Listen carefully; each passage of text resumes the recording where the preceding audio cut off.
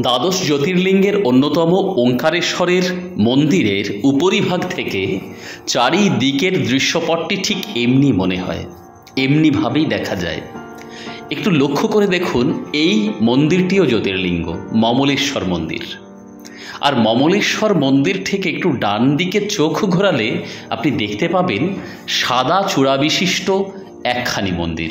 এই মন্দিরটি প্রাচীন বিষ্ণু মন্দির। বিষ্ণু মন্দির যেখানে অবস্থান করছে সেখান থেকে, অর্থাৎ এই দুটি মন্দিরই কিন্তু নর্মদার দক্ষিণ তটে, এখান থেকে আরও সামনের দিকে মানে ডান দিকে আপনি যদি চোখ ঘোরান সেখানে অসংখ্য ছোটোখাটো মন্দিরের চূড়া দেখতে পাবেন, কিন্তু সর্বোপরি মার্কণ্ডেয় আশ্রম অবস্থান করছে। একদম ওই যে দূরে সাদা বর্ণ বিশিষ্ট একটা চূড়া দেখা যাচ্ছে, এই নিশানটির পাশ থেকে ওটি হলো মার্কণ্ডেয় আশ্রম। ইতিমধ্যে ওঙ্কারেশ্বর মন্দির সংক্রান্ত এক বিশেষ ভিডিও পোস্ট করেছি, দেখতে ভুলবেন না কিন্তু। আর এই মন্দির থেকে আরও একদম নিশানটির গা বেয়ে মানে নিশানটির পাশ থেকে পিছনের দিকে, অর্থাৎ মন্দিরের পিছনে আপনি যদি মাথা ঘুরিয়ে দেখেন তাহলে হঠাৎ করে আপনার সামনে উন্মুক্ত হবে এক বৃহৎ প্যালেস। যে প্যালেসটির নাম হলো মান্ধাতা প্যালেস। কি মনে হচ্ছে এখানে যেতে হবে? তো কি আছে এর ভিতরে সব কিছু রয়েছে আজকের ভিডিওতে, শেষ পর্যন্ত থাকুন। এই মান্ধাতা প্যালেসে আজ আপনাদের আমি নিয়ে যাব, যেতে ইচ্ছে করছে নিশ্চয়ই। তবে বলে রাখি, সকাল 10:30 থেকে সাধারণের জন্য এই মান্ধাতা প্যালেসটি উন্মুক্ত করা হয়। তবে আমি যেদিন গিয়েছিলাম সেদিন 7:30টার সময় তাদের অনুরোধ করেছিলাম, তারা কিন্তু আমাকে প্রবেশের অধিকার দিয়েছিলেন। আর সেই জন্যই মান্ধাতা প্যালেসের একেবারে চূড়া পর্যন্ত পৌঁছে গেছিলাম। যদিও সম্পূর্ণ সব স্থান সাধারণের জন্য প্রবেশ নিষিদ্ধ, তা সত্ত্বেও গিয়েছিলাম আপনাদের জন্য। মান্ধাতা প্যালেসে প্রবেশ করছি। ওঙ্কারেশ্বর মন্দিরের একেবারে গায়ে এই মান্ধাতা প্যালেস।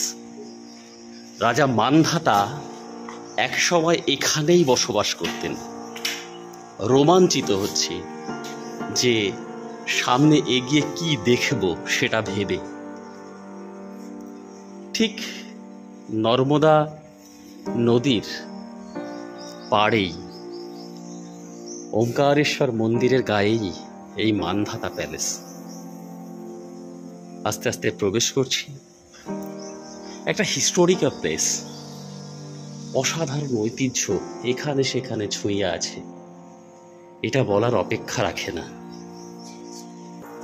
রাজা মান্ধাতা, যিনি মহাদেবকে সন্তুষ্ট করে এখানে জ্যোতির্লিঙ্গ রূপে তাকে প্রকট করতে পেরেছিলেন, এই সে পালকি, যাতে করে এই রাজবংশের কত মানুষ একটা সময়ে, নারী হোক পুরুষ হোক, তারা ভ্রমণ করেছিলেন এই পাহাড়ি পথ ধরে।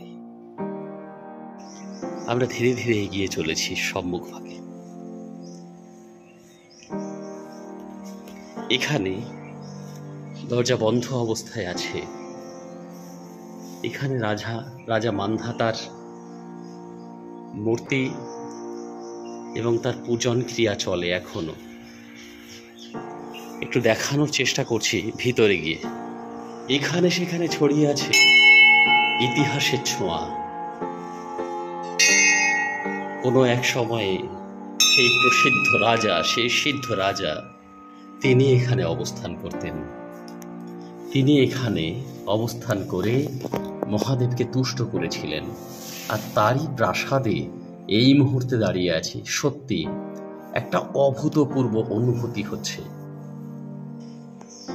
এই প্যালেসের ঠিক আরেকটি পাশে এই রূপে একটি বৃহৎ আকৃতি বিশিষ্ট হল ঘর বিরাজ করছে। এখানেও তিনি এক সময় অধিষ্ঠিত হতেন, অবস্থান করতেন। ভাবতে ভীষণভাবে অবাক লাগছে। এই মূর্তিগুলো, এই ছবিগুলো এখানে চিত্রিত অবস্থায় আছে। কোনো না কোনো সময়ে কোনো এক মহারাজা এখানে ছিলেন, এখানে বসতেন, এখানেই বিরাজ করতেন, তার সভাসদদের সঙ্গে গল্পগুজব করতেন এবং অবশ্যই তাদের নির্দেশ প্রদান করতেন। হরিণের শিঙের এবং তার মস্তিষ্ক এইভাবে এখানে রাখা আছে, যা শুভ রূপে চিত্রিত হয় এটা বলা হয়ে থাকে। সুদূর প্রাচীন সময়ের একখানি চিত্রপট আমরা এখানে দেখতে পাচ্ছি।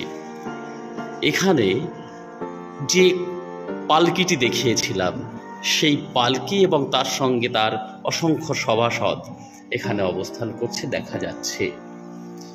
উপরে অবস্থান করা অসংখ্য চিত্র সেই পৌরাণিক সময়ে, পুরনো সময়ের তৈলচিত্র এখানে রয়েছে, সাদা কালো বর্ণের আর কিছু কিছু তৈলচিত্র। সামনে উন্মুক্ত একটি গবাক্ষ জানালা, এই জানালা থেকে অপূর্ব এক কথায় সমগ্র ওঙ্কারেশ্বরের যে শহরটি তা দৃষ্টিত হচ্ছে। এক কথায় অভাবনীয়। এত সুন্দর সুযোগ যে পেয়ে যাব এটা ভাবিনি কখনো। আমরা ঠিক উল্টো দিকে একটা ব্যালকানি টাইপের, এই ব্যালকানির এখানে এসে গেছি। এখান থেকে সম্পূর্ণ চিত্রপট নগরী চিত্রিত অবস্থায় রয়েছে। মনে হয় কেউ যেন হাতে এঁকেছে। মা নর্মদা সরিতাং শ্রেষ্ঠা তিনি বয়ে চলেছেন, আর তার পাশেই এখানে এই প্যালেসটি।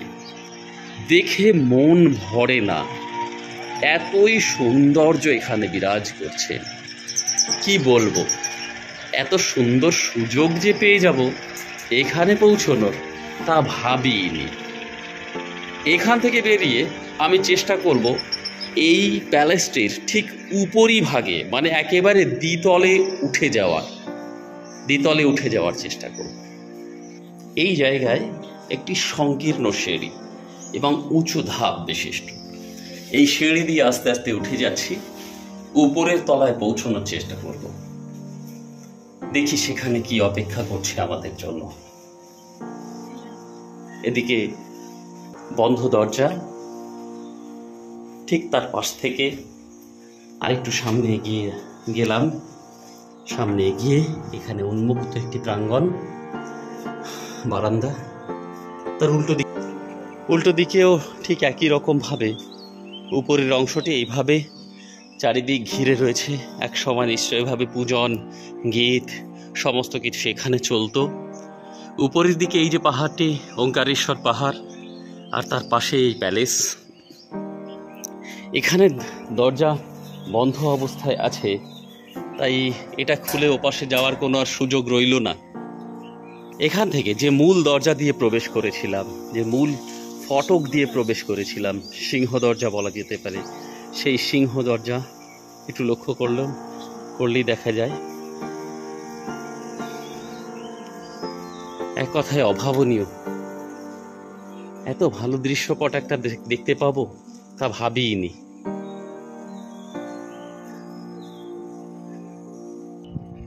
উপরের এই ছাদে পৌঁছানোর চেষ্টা করব। আমার মনে হচ্ছে একটা অসাধারণ দৃশ্য ওখান থেকে নর্মদার তীরের, তা নিশ্চিতভাবে পাবো। দেখি একবার চেষ্টা করি গিয়ে। একদম পৌঁছে গেছি একেবারে উপরে। সম্পূর্ণ এই অট্টালিকার, মানধাতা প্যালেসের উপরিভাগে এই মুহূর্তে অবস্থান করছি। কি দৃশ্য! এ ভোলার নয়, এ সহজে প্রাপ্তিযোগ ঘটেও না কারো। একটু লক্ষ্য করুন, এদিক থেকে দেখাই আপনাদের। এদিকে এই যে অবস্থান করছে ওঙ্কারেশ্বর টেম্পল, ওঙ্কারেশ্বর টেম্পলের ঊর্ধ্বভাগ লক্ষ্য করে দেখুন। নর্মদা নদী এবং তার তীরে অবস্থান করা এই বিস্তীর্ণ শহর, অট্টালিকা। আজকের দিনের শহর নয়, বহু প্রাচীন সিদ্ধ শহর, সিদ্ধ নগরী এই ওঙ্কারেশ্বর, যেখানে অসংখ্য মুনি ঋষিগণ তপস্যায় সিদ্ধি লাভ করেছেন। নর্মদার তীরে সিদ্ধিলাভের কেন্দ্রবিন্দু বলা হয়ে থাকে। আর দাঁড়িয়ে আছে সেখানে এই প্যালেসের উপরিভাগে, উপরি মহলে, মানধাতা প্যালেসের যে মানধাতা, যিনি কিনা ওঙ্কারেশ্বরকে অর্থাৎ মহাদেবকে সন্তুষ্ট করে জ্যোতির্লিঙ্গ রূপে এখানে প্রকট করেছিলেন, ভাবতেই অবাক লাগছে, বিশ্বাস করুন, অসম্ভব সুন্দর লাগছে, অসম্ভব ভালো লাগছে আজকে। যাই হোক, ওঙ্কারেশ্বর দর্শনে এলে আপনি কিন্তু এখানে আসতে একেবারেই ভুলবেন না। আর ওই যে প্যালেসটিতে গিয়েছিলাম, মূল যে ব্রিজটি অর্থাৎ ঝুলন্ত সেতুটি রয়েছে, তার উপর থেকে এই প্যালেসটিকে ঠিক মন্দিরের পিছনে দেখা যায়। ওই লক্ষ্য করুন, সাদা বর্ণবিশিষ্ট, ওটি হলো সেই প্যালেস।